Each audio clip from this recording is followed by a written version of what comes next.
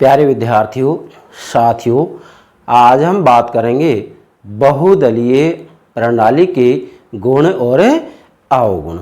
ठीक है, अर्थात हमने आपको बताया था पिछली वीडियो में कि वास्तविक रूप में जो पार्टी सिस्टम होता है या जो दलीय प्रणाली होती है वह मुख्यतया 3 प्रकार की होती है। कौन कौन सी है? एक दलीय व्यवस्था, द्विदलीय व्यवस्था। एक दलीय व्यवस्था और द्विदलीय व्यवस्था के बारे में हमने वीडियो अपलोड कर दी है और आज हम बात करेंगे बहुदलीय प्रणाली की। तो कुल कितनी प्रणाली होगी, कितनी दलीय व्यवस्थाएं होगी? 3। एक दलीय व्यवस्था जहां जब किसी देश की राजनीति के अंतर्गत एक ही दल होता है उसे एक दलीय व्यवस्था कहा जाता है, जैसे चीन। और जब किसी देश की राजनीति के अंतर्गत 2 ही दल होते हैं, मतलब देखो 2 से अधिक दल भी हो सकते हैं, जैसे ब्रिटेन में है, लेकिन वास्तव में तो राजनीति में प्रतियोगी दल होते हैं वो केवल 2 ही होते हैं। अब ब्रिटेन में जो प्रतियोगी दल हैं वो केवल 2 ही हैं, अनुदार दल और श्रमिक दल। उदार दल भी है लेकिन राजनीति में उसका इतना प्रभाव नहीं है। इसलिए जब किसी देश की राजनीति में, राज्य व्यवस्था में वास्तविक रूप में 2 ही दल प्रतियोगी होते हैं, जिनमें एक दल सत्ता में होता है दूसरा विपक्ष में होता है, ऐसी व्यवस्था जहां होती है उसे द्विदलीय व्यवस्था कहा जाता है। द्विदलीय व्यवस्था कहां पर है? अमेरिका में और ब्रिटेन में है। ठीक है, कल की वीडियो में आपको बताया था। और इसके बाद में बहुदलीय प्रणाली, 3 प्रणाली हो गई, एक दलीय, द्विदलीय और बहुदलीय। आज किसकी बात करेंगे हम? बहुदलीय प्रणाली। अंग्रेजी में क्या बोलेंगे इसको? Multi party system. क्या बोल रहा हूं? Multi party system. तो सबसे पहले ध्यान दें मेरे प्यारे विद्यार्थियों, आप हमारे YouTube चैनल को सब्सक्राइब अवश्य कीजिएगा, जिससे कि राजनीति विज्ञान से संबंधित जितनी भी महत्वपूर्ण बातें हैं उन सभी की आपको ठीक से जानकारी हो सके। आशा करता हूं आपने हमारे YouTube चैनल को सब्सक्राइब अवश्य कर दिया होगा। Thank you very much.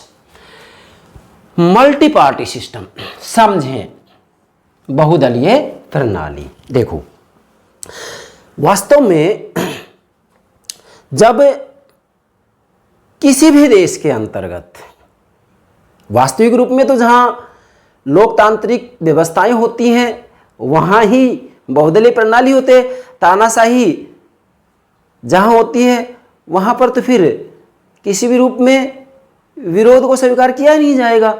इसलिए किसी भी देश की राजनीति में जब 2 से अधिक राजनीतिक दल होते हैं और किसी को स्पष्ट बहुमत प्राप्त नहीं होता है और मंत्रिमंडल का वास्तविक रूप में सभी दल, मतलब ज्यादातर दलों का समर्थन लेते हुए मंत्रिमंडल का गठन किया जाता है, अर्थात विभिन्न दलों के संयोग से, क्या कह रहा हूं, विभिन्न दलों के संयोग से मंत्रिमंडल का गठन किया जाता है, जिसे संयुक्त मंत्रिमंडल कहा जाता है, जिसे गठबंधन सरकारें कहा जाता है। आज की भाषा में कहें तो उसे जुगाड़ राजनीति कहा जाता है। क्या बोला मैंने? जुगाड़ राजनीति कहा जाता है। आप देखिएगा एक जो जुगाड़ होता है ना, तो जुगाड़ क्या होता है, आधा किलोमीटर चलता है, उसमें मशीनरी में कभी कोई खराबी हो जाती है, कभी कोई खराबी हो जाती है, और उसका जो ड्राइवर होता है वह काला पीला हो जाता है।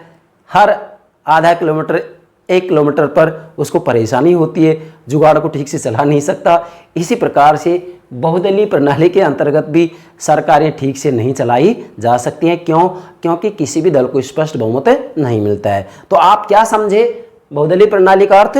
जब किसी देश की राजनीति के अंतर्गत 2 से अधिक राजनीतिक दल होते हों और किसी भी दल को स्पष्ट बहुमत नहीं मिलता हो और संयुक्त मंत्रिमंडल का गठन किया जाता हो, उसे बहुदलीय प्रणाली या मल्टी पार्टी सिस्टम कहा जाता है। हालांकि मैं एक उदाहरण दूंगा। हमारे भारत की बात आती है तो प्रारंभ में जब हमारा संविधान लागू हुआ था उस समय वास्तव में दल तो अनेक थे, लेकिन उस समय जो पार्टी सिस्टम था ना उसका स्वरूप कुछ अलग था। क्या अलग था? उस समय वास्तविक रूप में एक दल की प्रभुता वाली बहुदलीय प्रणाली थी। बहुदलीय प्रणाली तो थी, दल अनेकों थे, लेकिन एक दल प्रधान था। कौन? कांग्रेस। इसलिए क्या नाम दिया गया था उसको? एक दल की प्रभुता वाली बहुदलीय प्रणाली। मेरे प्यारे विद्यार्थियों, पार्टी सिस्टम का जो वर्गीकरण किया जाता है तो इसमें दुनिया भर की प्रणालियां बताई जाती हैं। इनके लिए भी हम अलग से एक वीडियो बनाएंगे। यहाँ तो मुख्यतया जिनको सर्वसम्मति से स्वीकार किया जाता है, हम वो 3 प्रणालियों की बात कर रहे हैं। 2 प्रणालियां हम आपको समझा दी हैं। आज तीसरी प्रणाली की बात आ रही है और वो क्या है? बहुदलीय प्रणाली। तो अभिप्राय आशा करता हूं आप समझ गए होंगे। प्लीज मेरे प्यारे विद्यार्थियों ध्यान दें। अब देखो, बहुदलीय प्रणाली का अभिप्राय समझ में आ गया? कोई दिक्कत नहीं है? ठीक है। अब ये बहुदलीय प्रणाली पाई कहां जाती है? एक एग्जाम्पल तुम बार बार दे रहा हूं। हमारे भारत में क्या है? एक दलीय व्यवस्था है? नहीं। द्विदलीय व्यवस्था है? नहीं। तो फिर क्या है? बहुदलीय व्यवस्था है। हमारे यहाँ 2 से अधिक दल हैं, है या नहीं? हैं। इसमें ज़्यादा मुझे बताने की आवश्यकता नहीं है, आप सभी को इसके बारे में ज़्यादातर जानकारी है। और इसके बाद में दूसरा एग्जाम्पल क्या लें? हम फ्रांस का उदाहरण दे सकते हैं। फ्रांस के अंतर्गत भी बहुदलीय प्रणाली है और वहाँ वास्तविक रूप में मैं ये कहूँगा कि जब तक वो चौथा गणतंत्र वहाँ बना था, मतलब चौथा जो संविधान बना था, तब तक आए दिन वहाँ सरकारें बदलती रहती थी। यहाँ तक कहा जाता है कि एक दिन में ही 2-2 बार मंत्रिमंडल का गठन कर लिया जाता था। तो ये बात तो क्लियर हो गई, बहुदलीय प्रणाली में ये सबसे महत्वपूर्ण अवगुण है कि यहाँ सरकार अस्थिर रहती है। अभी हम उन्हीं की तो बात करेंगे, इसके क्या गुण है और क्या अवगुण है। तो क्लियर हो गया। अब आपसे एग्जाम पूछ लिया जाए, बहुदलीय प्रणाली का निम्न में से कौन सा देश सर्वश्रेष्ठ उदाहरण है? अब आपके सामने भारत या फ्रांस, इन दोनों में से एक देश का नाम दे दे, 3 विकल्प कोई और दे देंगे, तो भाई आपका आंसर क्या होगा? भारत या फ्रांस मिल रहा है तो फ्रांस।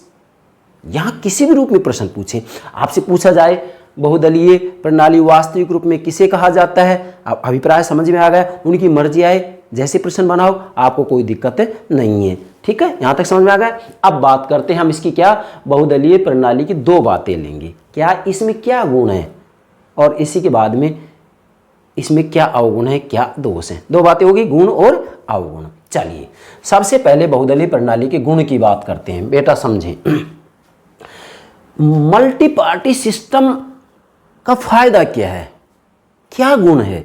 जैसे हमारे भारत में है बहुदलीय प्रणाली है, तो भाई ऐसा नहीं है कोई भी व्यवस्था हो तो कुछ तो फायदे होते हैं, कुछ तो गुण उसमें होते हैं। सारे अवगुण भी नहीं होते हैं और सारे वास्तविक रूप में देखे जाए तो गुण भी नहीं होते हैं। चाहे कोई भी व्यवस्था हो, कोई भी सिद्धांत हो, उसमें दोनों बातें होती हैं, अच्छाइयाँ भी होती हैं, बुराइयाँ भी होती हैं। तो यही बात इसके ऊपर लागू होगी, इसके ऊपर मल्टी पार्टी सिस्टम, बहुदलीय प्रणाली। पहला इसका गुण क्या है समझें, देश की व्यवस्थापिका में सभी विचारधाराओं का प्रतिनिधित्व। अब ध्यान दें, पहला गुण क्या है? देश की व्यवस्थापिका में सभी विचारधाराओं का प्रतिनिधित्व। क्यों? देखो, जो द्विदलीय व्यवस्था होती है ना, उसमें ये कमी आती है, क्या कि वहां व्यवस्थापिका में सभी हितों और वर्गों का प्रतिनिधित्व नहीं हो पाता है। क्यों? केवल 2 दल होते हैं, तो वास्तव में पूरे देश में क्या केवल 2 ही हित होंगे, 2 ही प्रकार के हित होंगे, 2 ही वर्ग होंगे? नहीं, कितने ही हित होते हैं, कितने ही वर्ग होते हैं, तो उन सबका प्रतिनिधित्व नहीं हो सकता। जबकि बहुदलीय प्रणाली का यह गुण है कि यहाँ व्यवस्थापिका में, संसद में, विधानसभा में कानून बनाने वाली जो संस्था है, उसको जो भी नाम दिया गया है, भारत में संसद कहा जाता है, अमेरिका में कांग्रेस कहा जाता है, जापान में डायट कहा जाता है, ब्रिटेन में संसद कहा जाता है, समझ रहे हैं, जो भी नाम है। लेकिन मूल बात यह है कि बहुदलीय प्रणाली जहां भी होगी वहां क्या फायदा होगा कि देश की व्यवस्थापिका में सभी विचारधाराओं का प्रतिनिधित्व होगा। क्यों होगा? क्योंकि वास्तविक रूप में यहाँ जो मंत्रिमंडल का गठन होता है वह संयुक्त रूप में मंत्रिमंडल का गठन किया जाता है। उसमें वास्तविक रूप में कितने ही दलों का प्रतिनिधित्व होता है, उन सबको साथ लेते हुए मंत्रिमंडल का गठन किया जाता है। इसलिए वास्तविक रूप में सभी हितों और वर्गों का किसी न किसी रूप में प्रतिनिधित्व हो जाता है, जबकि द्विदलीय व्यवस्था के अंतर्गत ऐसा नहीं हो सकता। इसलिए हम कहेंगे कि द्विदलीय व्यवस्था के क्या, द्विदलीय व्यवस्था के, 2 दलीय व्यवस्था के जो अवगुण हैं वो ही बहुदलीय प्रणाली के गुण हैं। मोटे रूप में मैं आपको कहूं तो ठीक है, इसके लिए आप हमारी पिछली वीडियो देख सकते हैं। तो मैं आशा करता हूँ पहला गुण समझ में आ गया होगा। ठीक है, क्या बिंदु फिर दोहरा रहा हूँ, देश की व्यवस्थापिका। देखो, जब हम सभी देशों की राज्य व्यवस्थाओं का अध्ययन करते हैं ना, पॉलिटिकल सिस्टम का तुलनात्मक रूप में, तो देखो व्यवस्थापिकाओं को अलग अलग नाम दिया गया है। मैंने आपको बता भी दिया है, भारत में संसद कहा जाता है, ब्रिटेन में संसद कहा जाता है, अमेरिका में कांग्रेस कहा जाता है, जापान में डायट कहा जाता है। समझ रहे हैं या नहीं? मेरा कहने का भावार्थ यह है कि वास्तविक रूप में नाम जो भी दिया जाए, इसको आप ये कहेंगे विधायिका। क्या कहेंगे? विधायिका या व्यवस्थापिका या कानून बनाने वाली संस्था। तो इसका ये फायदा है कि व्यवस्थापिका में सभी विचारधाराओं का प्रतिनिधित्व हो जाता है। क्लियर? दूसरा गुण क्या है? सरकार की तानाशाही स्थापित नहीं हो सकती। अब देखो, दूसरा गुण है सरकार की तानाशाही स्थापित नहीं हो सकती। कैसे? देखो भाई, एक दलीय व्यवस्था में तो क्या होता है, तानाशाही है ही। जैसे चीन में है साम्यवादी दल, सर्वे सर्व है ही, जनता, समाज, सरकार सब दल के अधीन है, तो वहां तो लोकतंत्र की बात की नहीं जा सकती। अब दूसरा क्या है? द्विदलीय व्यवस्था है। अब द्विदलीय व्यवस्था में क्या होगा? एक दल सत्ता में होगा, दूसरा विपक्ष में होगा। जो सत्तारूढ़ दल है उसको पूर्ण बहुमत प्राप्त है, स्पष्ट बहुमत प्राप्त है। स्पष्ट बहुमत प्राप्त है तो निश्चित है वो तानाशाही करेगा।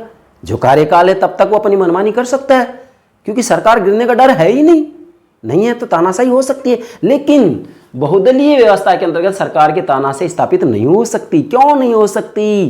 क्योंकि यहाँ किसी भी दल को, अक्सर अपवाद की बात अलग है, स्पष्ट बहुमत नहीं मिलता है, और यहाँ अन्य दलों का समर्थन लेते हुए सरकार का निर्माण किया जाता है, अर्थात संयुक्त मंत्रिमंडल का गठन किया जाता है, गठबंधन सरकारों का निर्माण किया जाता है। इसलिए यदि वास्तविक रूप में सभी दलों को प्रसन्न नहीं रखा गया, सभी का मतलब मेरा तात्पर्य क्या है? जिन्होंने वास्तविक रूप में अपना समर्थन दिया है सरकार को, मतलब जिनके समर्थन के आधार पर सरकार का निर्माण किया गया है, उन सब की बातों को मानना पड़ेगा। नहीं मानेंगे तो समर्थन वापस लेंगे, समर्थन वापस लेंगे तो सरकार गिर जाएगी।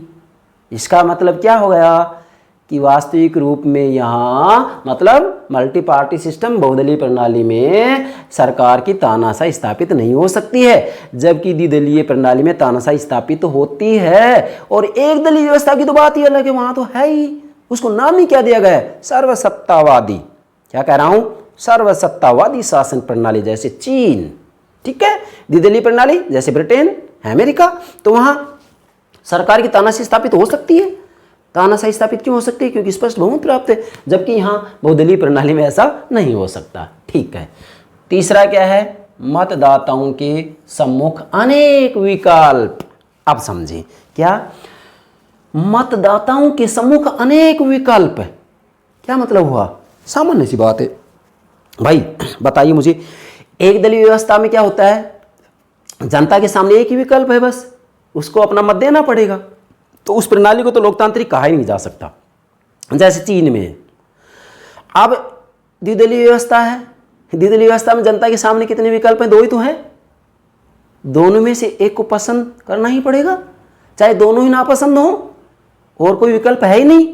लेकिन बहुदलीय प्रणाली में मतदाताओं के सामने अनेक विकल्प होते हैं। अनेक विकल्प का मतलब वास्तविक रूप में यहाँ दो से अधिक दल होते हैं। लगभग हम ये कहेंगे कि जब चुनाव होते हैं उस समय वास्तविक रूप में एक विधानसभा क्षेत्र या संसदीय क्षेत्र में हम देखे हैं तो वहाँ 15-15, 20-20 उम्मीदवार होते हैं। अब जनता के सामने विकल्प हो गए ना, 15-15, 16-16, 17-17 विकल्प हैं। उनमें से जो उसको पसंद है मत दे। और हमारे यहाँ तो अभी ये भी व्यवस्था कर दी गई कि उनमें से भी कोई पसंद नहीं है तो नोटा के ऊपर बटन दबाएं कि मुझे एक भी पसंद नहीं है। खैर छोड़िएगा, ये बात अलग है, लेकिन हम तो केवल मल्टी पार्टी सिस्टम की बात कर रहे हैं। इसका मतलब जो तीसरा गुण होगा, क्या होगा? मतदाताओं के सम्मुख अनेक विकल्प होते हैं, अर्थात द्विदलीय प्रणाली में केवल दो ही विकल्प होते हैं, एक दलीय व्यवस्था में एक ही विकल्प होता है, जबकि बहुदलीय प्रणाली में कितने ही विकल्प होते हैं? 10, 15, 20 तक विकल्प होते हैं। उनमें जो पसंद है उसको एक मतदाता अपना मत दे सकता है। प्लीज़ समझ गए होंगे? ठीक है, आगे बढ़ते हैं। चौथा क्या है भाई इसका गुण, किसका, मल्टी पार्टी सिस्टम। अरे भाई समझो तो सही, कोई दिक्कत ही नहीं है इसमें, आप समझिएगा। यहाँ ये बिंदु तो मैं केवल इसलिए नोट करता हूँ कि इसके माध्यम से आप इस सिस्टम को समझें, और प्रत्येक वीडियो मेरा प्रयास ये रहता है कि ये तो केवल एक ये है कि इस बहाने आप अपने नोट्स तैयार कर लेंगे, बाकी समझें। अब इसका चौथा जो गुण है वो क्या है, राष्ट्र दो परस्पर विरोधी गुटों में विभाजित नहीं होता। ध्यान दें, राष्ट्र दो परस्पर विरोधी गुटों में विभाजित नहीं होता।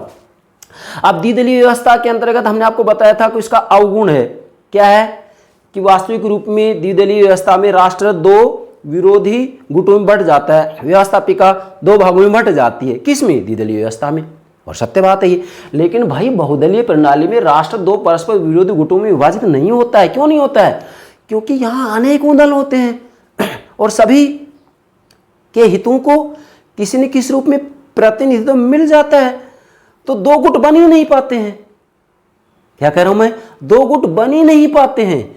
जबकि द्विदलीय व्यवस्था में वास्तविक रूप में पूरा राष्ट्र व्यवस्थापिका दो भागों में बंट जाते हैं, यहाँ दो भागों में नहीं बंट पाता है। इसका ये सबसे ज्यादा महत्वपूर्ण गुण है। कौन सा, कि बहुदलीय प्रणाली में राष्ट्र दो परस्पर विरोधी गुटों में विभाजित नहीं होता। आपसे एग्जाम पूछ लिया जाए कि ऐसी कौन सी दलीय प्रणाली है जिसमें राष्ट्र परस्पर दो विरोधी गुटों में विभाजित नहीं हो सकता, तो कौन सी होगी, द्विदलीय नहीं, उसमें तो होगी।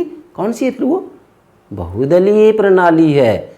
ठीक है, तो ये इसके सबसे महत्वपूर्ण, मैं जो महत्वपूर्ण बातें वही ले रहा हूं, ये चार इसके महत्वपूर्ण गुण हैं, किसके, बहुदलीय प्रणाली के। आशा करता हूं ये आपकी समझ में आ गया होगा। ठीक है, अब देखो, अब इसके हम अवगुण बताएं मेरे प्राणों से प्यारे विद्यार्थियों। उससे पहले मैं आपको बहुत महत्वपूर्ण बात समझाने जा रहा हूं।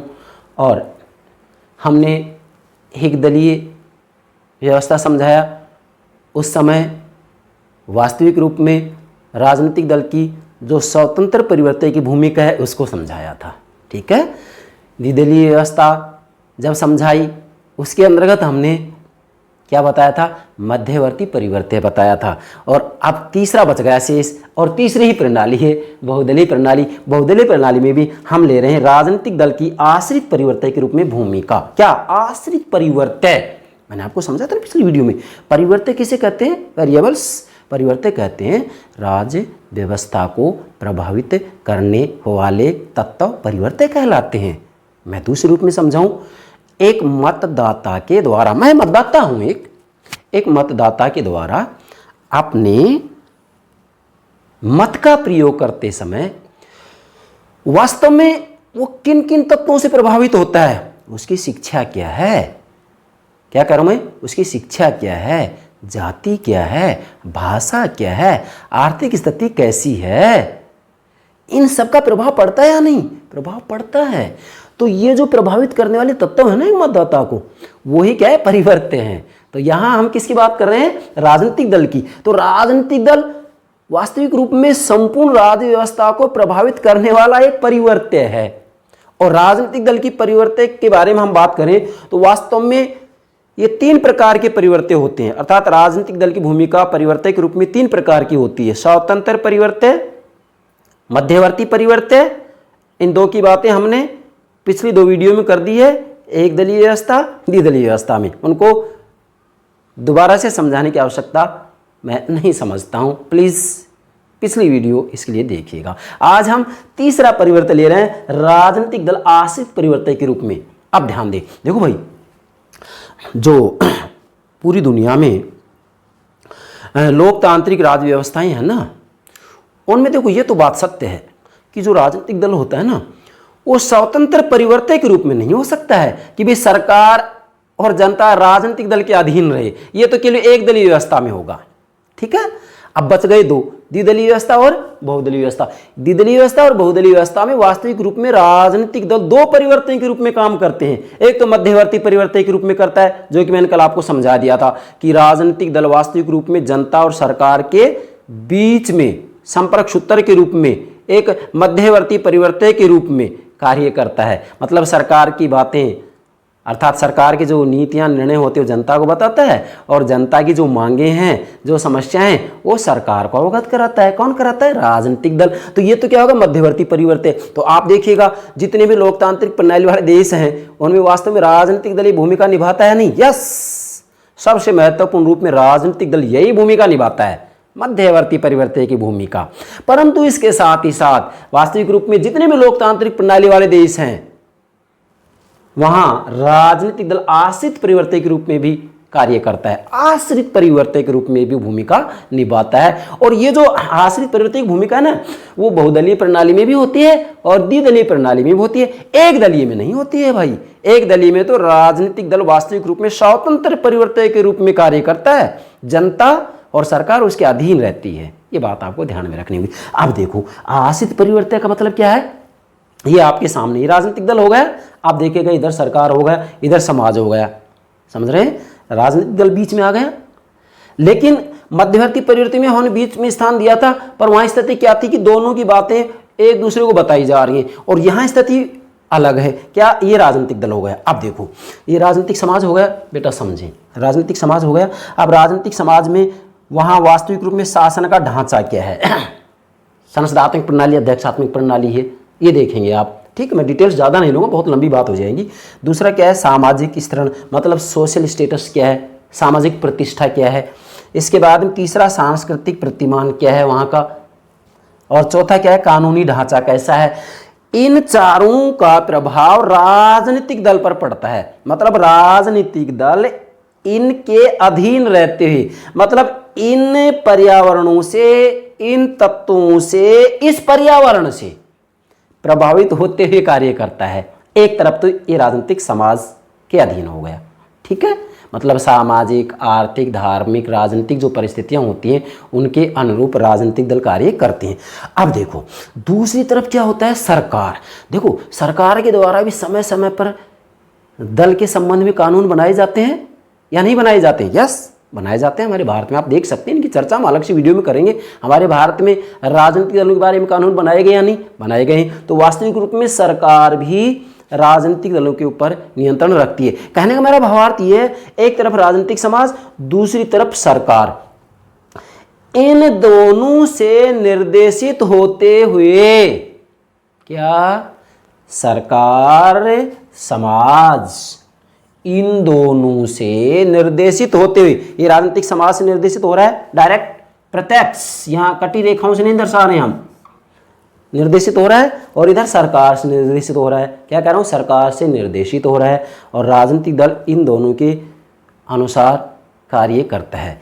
ऐसी व्यवस्था या इस रूप में जब राजनीतिक दल काम करते हैं ना भाई, उसको कहते हैं राजनीतिक दल की आश्रित परिवर्तन के रूप में भूमिका। तो क्या हमारे भारत में राजनीतिक दल स्वतंत्र रूप में काम करता है, मतलब सरकार, जनता उसके अधीन है? नहीं नहीं नहीं नहीं। तो फिर हमारे भारत में वास्तविक रूप में राजनीतिक दल आश्रित परिवर्तन के रूप में भूमिका निभाता है। सरकार की नीतियां हैं उनको मानते हैं, राजनीतिक समाज का जो ढांचा है उससे प्रभावित होते हैं भाई, तो उसके अनुरूप काम करते हैं। इसी के साथ में वास्तविक रूप में हमारे यहाँ राजनीतिक दल मध्यवर्ती परिवर्तन के रूप में भी कार्य करते हैं, अर्थात सरकार के द्वारा जो निर्णय लिए जाते हैं जनता को बताते हैं, जनता की क्या मांगे हैं इसे सरकार को अवगत कराते हैं। ये कार्य भी कौन करता है? राजनीतिक दल करता है। इसका मतलब लोकतांत्रिक प्रणाली वाले देशों में राजनीतिक दल मुख्यतः दो भूमिका निभाते हैं, आश्रित परिवर्तन और मध्यवर्ती परिवर्तन। जबकि एक दलीय व्यवस्था में, तानाशाही में जहां सर्वसत्तावादी प्रणालियां हो, वहां जो दल होता है वह स्वतंत्र परिवर्तन की भूमिका निभाता है। वह किसी के अधीन नहीं होता है, जनता सरकार के बीच में नहीं होता है, बल्कि पूर्णतया स्वतंत्र होता है। सरकार उसके अधीन रहते हुए कार्य करती है। राजनीतिक दल जैसा चाहता है वैसे कानून बनाए जाते हैं। व्यवस्थापिका वही कानून बनाती है जो राजनीतिक दल कहेगा। कार्यपालिका उसी रूप में कानूनों की क्रियान्विति करेगी जो राजनीतिक दल कहेगा, और न्यायपालिका उसी रूप में कानून की व्याख्या करेगी जो राजनीतिक दल कहेगा, जैसे चीन में। आशा करता हूँ मेरे प्यारे विद्यार्थियों ये तीनों परिवर्तन समझ में आ गए। हमने विशेष प्रयास किया है तीनों ही वीडियो में, अर्थात एक दलीय व्यवस्था में स्वतंत्र परिवर्तन बताया है, द्विदलीय व्यवस्था में मध्यवर्ती परिवर्तन बताया है और बहुदलीय प्रणाली में आश्रित परिवर्तन बताया है। मैंने तीनों परिवर्तन बता दिए। संपूर्ण दुनिया की दलीय व्यवस्था को यदि आपको ठीक से समझना है तो मेरे प्यारे विद्यार्थियों 3 परिवर्तन समझ जाइएगा, इससे अलग कुछ है ही नहीं। राजनीतिक दल केवल 3 परिवर्तन के रूप में काम करते हैं, बस 3 परिवर्तनों के रूप में भूमिका निभाते हैं। स्वतंत्र परिवर्तन, मध्यवर्ती परिवर्तन, आश्रित परिवर्तन, और तीनों मैंने आपको विद डायग्राम तरीके से समझा दिया है। शर्त यही है कि इसके लिए आपको तीनों वीडियो देखनी पड़ेंगी। ठीक है, यहां तक समझ में आ गया। चलिए अब सामान्य सी बात आती है, बहुदलीय प्रणाली के अवगुण क्या हैं, इसके दोष क्या हैं, इसमें क्या कमियां हैं। ठीक है, चलिए नंबर 1, कमजोर और अस्थायी सरकार। अरे भाई स्पष्ट है कि बहुदलीय प्रणाली में जो सरकार होगी कमजोर और अस्थायी होगी। क्यों होगी? क्योंकि यहां किसी भी दल को, अपवाद की बात अलग है, किसी भी दल को स्पष्ट बहुमत नहीं मिलता है। अब नहीं मिलता है तो सरकार का निर्माण कैसे होगा? अन्य दलों के संयोग से होगा, उनका समर्थन लेना पड़ेगा। अब उनका समर्थन लेना पड़ेगा तो जिन दलों ने समर्थन दिया है उनकी बातें माननी पड़ेंगी। अगर नहीं मानेंगे तो सरकार गिर जाएगी। और यहाँ वास्तविक रूप में ठीक तरीके से, उचित रूप में अच्छे निर्णय भी नहीं लिए जा सकते। क्यों नहीं लिए जा सकते? क्योंकि उनको भय है कि कभी भी सरकार गिर सकती है। यहाँ पर जो सरकार होती है वह अस्थायी होती है। अस्थायी क्यों होती है? क्योंकि मंत्रिमंडल का जो गठन किया जाता है वो कैसा मंत्रिमंडल होता है? संयुक्त मंत्रिमंडल होता है। विभिन्न दलों के समर्थन से सरकार का निर्माण किया जाता है और उन सभी दलों के व्यक्तियों को किसी न किसी रूप में मंत्रिमंडल में स्थान देना पड़ता है और किसी की भी बात को अनसुनी नहीं किया जा सकता। इसलिए यहाँ वास्तविक रूप में जो सरकार होती है ना वो अस्थायी होती है और कमज़ोर होती है। क्यों? क्योंकि वास्तविक रूप में ये अच्छे से निर्णय भी नहीं ले सकते हैं। क्यों? क्योंकि किसी भी दल को स्पष्ट बहुमत प्राप्त नहीं होता है। जबकि द्विदलीय व्यवस्था के अंतर्गत वास्तविक रूप में सरकार स्थायी भी होती है और मजबूत भी होती है। समझ रहे हैं बेटा? ठीक है। दूसरा क्या है? दीर्घकालीन आयोजन का अभाव। आयोजन मतलब योजना, प्लानिंग, नीतियां, निर्णय। ठीक है, दीर्घकालीन आयोजन का अभाव। क्यों? वास्तव में बहुदलीय प्रणाली का ये अवगुण है कि वहाँ जो सरकार का निर्माण किया जाता है, मतलब एक तरीके से हम ये कहेंगे गठबंधन सरकारें होती है, संयुक्त मंत्रिमंडल होता है। सरकार का निर्माण विभिन्न दलों के समर्थन से किया जाता है। अब ऐसे सरकार का निर्माण होता है तो ऐसी स्थिति में वास्तव में वहाँ सरकार के द्वारा लंबे समय तक के लिए नीतियाँ नहीं बनाई जा सकती, योजनाएं नहीं बनाई जा सकती। क्यों? क्योंकि उनको भय है कि कभी भी सरकार गिर सकती है। क्यों? क्योंकि जैसे ही किसी भी एक दल के द्वारा अपना समर्थन वापस लिया जाएगा तो सरकार गिर जाएगी। इसका मतलब ये हुआ कि वास्तविक रूप में बहुदलीय प्रणाली में दीर्घकालीन आयोजन का अभाव होता है, जबकि द्विदलीय व्यवस्था के अंतर्गत वास्तविक रूप में दीर्घकालीन आयोजन रहता है। दीर्घकाल के लिए नीतियाँ बनाई जाती हैं, क्योंकि वास्तविक रूप में वहाँ जो सरकार होती है ना वो जो भी उसका कार्यकाल है तब तक स्थायी रहेगी। प्रत्येक देश में कार्यकाल अलग अलग होता है। ठीक है, समझ गए होंगे आप। तीसरा इसका अवगुण क्या है? दलीय अनुशासन प्राय है समाप्त। बहुत महत्वपूर्ण बात है, दलीय अनुशासन प्राय समाप्त। जबकि द्विदलीय व्यवस्था में दलीय अनुशासन होता है, कठोर होता है, लेकिन यहाँ दलीय अनुशासन प्राय समाप्त हो जाता है। क्यों हो जाता है?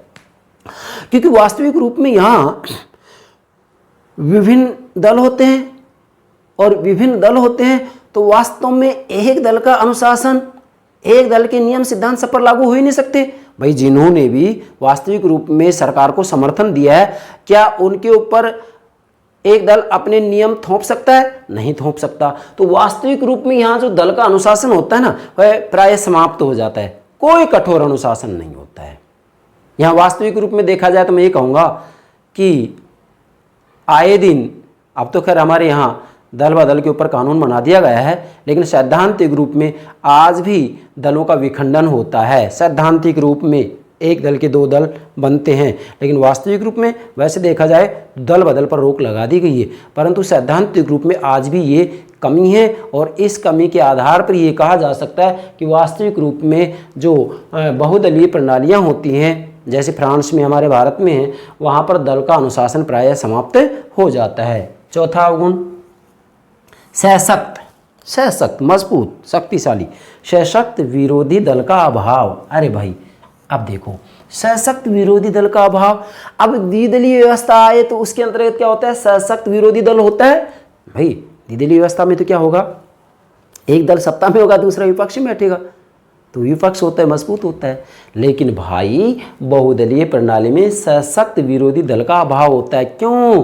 क्योंकि यहाँ वास्तविक रूप में किसी भी एक दल को स्पष्ट बहुमत नहीं मिलता है, गठबंधन सरकारें बनती हैं और इसके बाद में जो बाकी बचे हुए दल हैं उनमें भी कोई ऐसा दल नहीं होता है जिसको कि वास्तविक रूप में जनता ने महत्वपूर्ण रूप में अपना मतदान किया हो।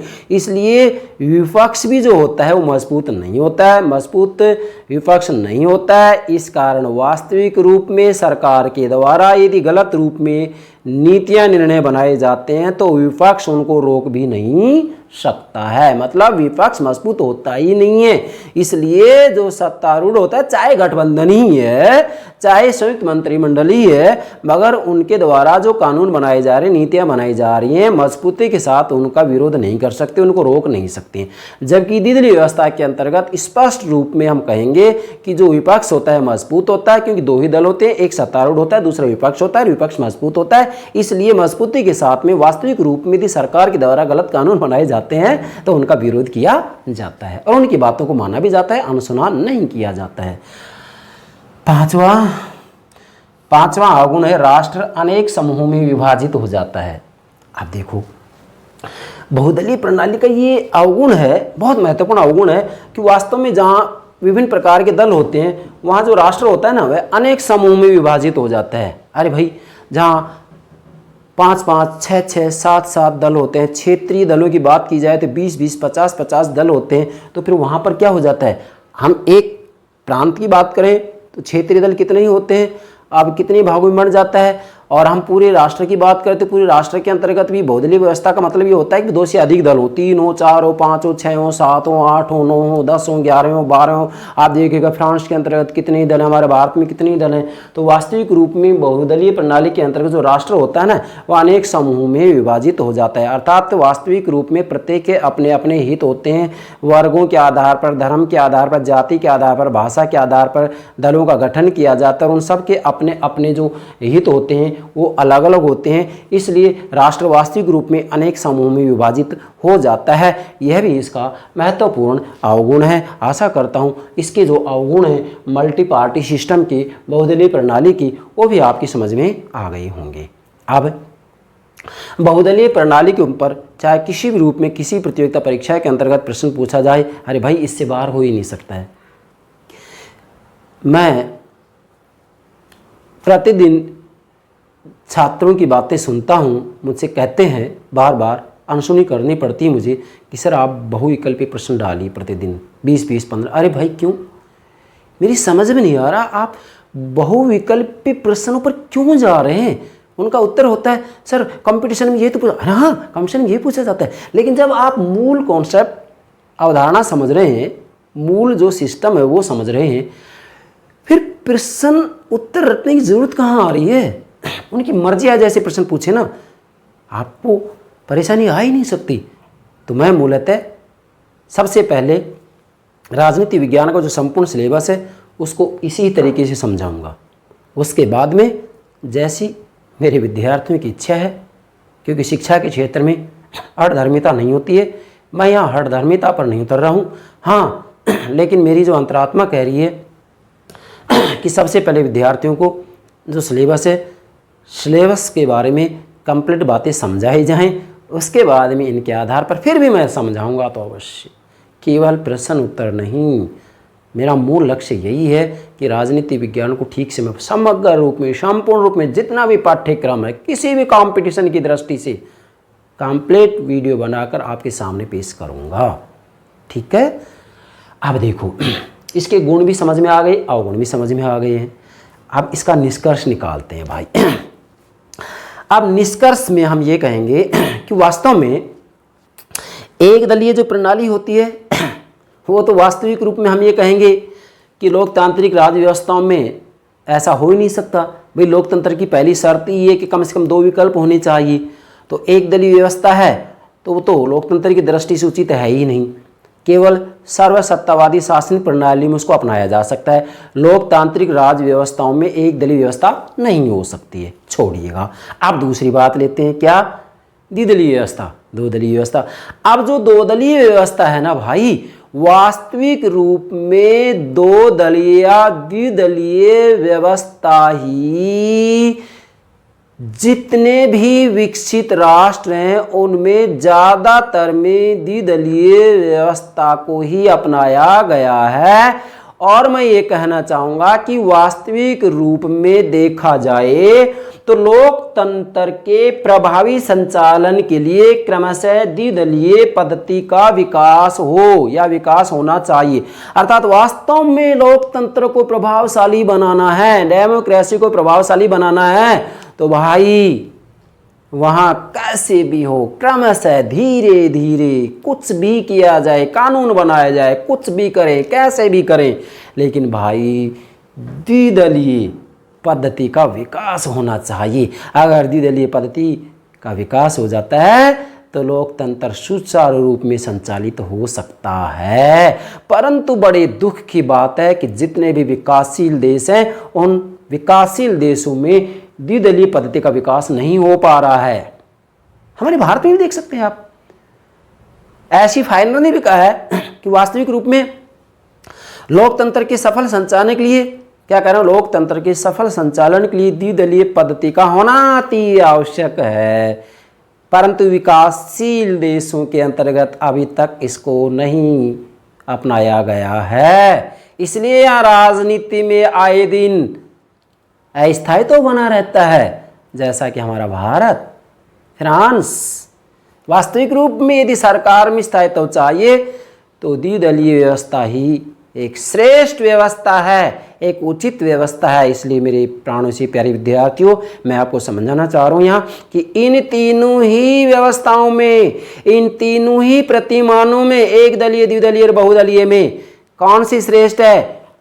द्विदलीय पद्धति श्रेष्ठ है। क्यों? क्योंकि बहुदलीय पद्धति के अंतर्गत आए दिन सरकारें बदलती रहती हैं। देश के लिए लंबे समय के लिए कोई ठीक से निर्णय नहीं लिया जा सकता और इसी के साथ में वास्तविक रूप में यहाँ सरकारें कमज़ोर होती हैं, सशक्त विरोधी दल भी नहीं होता है और कोई दलीय अनुशासन नहीं होता है। इसलिए वास्तविक रूप में एक दलीय व्यवस्था और बहुदलीय व्यवस्था उतनी श्रेष्ठ नहीं है। एक दलीय व्यवस्था की तो बात ही अलग है, वो तो सर्वसत्तावादी राज्य व्यवस्था में पाई जाएगी। लेकिन लोकतंत्री राज्य व्यवस्था में दोनों मॉडल होते हैं, क्या? द्विदलीय और बहुदलीय। लेकिन द्विदलीय पद्धति और बहुदलीय पद्धति या व्यवस्था की जब हम तुलना करते हैं तो वास्तविक रूप में देखा जाए तो द्विदलीय पद्धति ही श्रेष्ठ पद्धति है। इसलिए मैं पुनः कह रहा हूँ कि लोकतंत्र के प्रभावी संचालन के लिए, लोकतांत्रिक राज्य व्यवस्थाओं का प्रभावी रूप में संचालन हो, इसके लिए क्रमशः, अरे भाई कैसे भी हो, कानून बना के कैसे भी, कुछ भी परंपरा डाले, कानून बनाए, कैसे भी करें, क्रमशः द्विदलीय पद्धति का विकास होना चाहिए। वास्तविक रूप में द्विदलीय पद्धति जहाँ विकसित हो जाती है वहाँ सरकारें ठीक से कार्य करती हैं और सरकारें वास्तविक रूप में स्थायित्व के रूप में कार्य करती हैं। वहाँ सरकारें अस्थायी नहीं होती हैं। वहाँ हम ये कहेंगे कि सरकारें कमज़ोर नहीं होती हैं, मजबूत होती हैं, स्थायी होती हैं और देश के लिए दीर्घकालीन आयोजन बना सकती हैं। क्या कह रहा हूँ? आयोजन बना सकती हैं। यही वास्तविक रूप में द्विदलीय पद्धति की सबसे महत्वपूर्ण स्वीकार करने योग्य बातें हैं। यहाँ मैं ये कहना चाहूँगा कि जितने भी विकासशील देश हैं वास्तविक रूप में यदि सरकार में स्थायित्व चाहिए, मजबूत सरकार चाहिए, तो फिर द्विदलीय पद्धति को ही स्वीकार किया जाना चाहिए। आशा करता हूँ बहुदलीय प्रणाली ठीक से आपकी समझ में आ गई होगी। प्राणों से भी प्यारे विद्यार्थियों, साथियों, हमारे YouTube चैनल को सब्सक्राइब अवश्य कीजिएगा। इसी के साथ में हमारी वीडियो को लाइक कीजिएगा, शेयर कीजिएगा। Thank you very much. Thank you very much.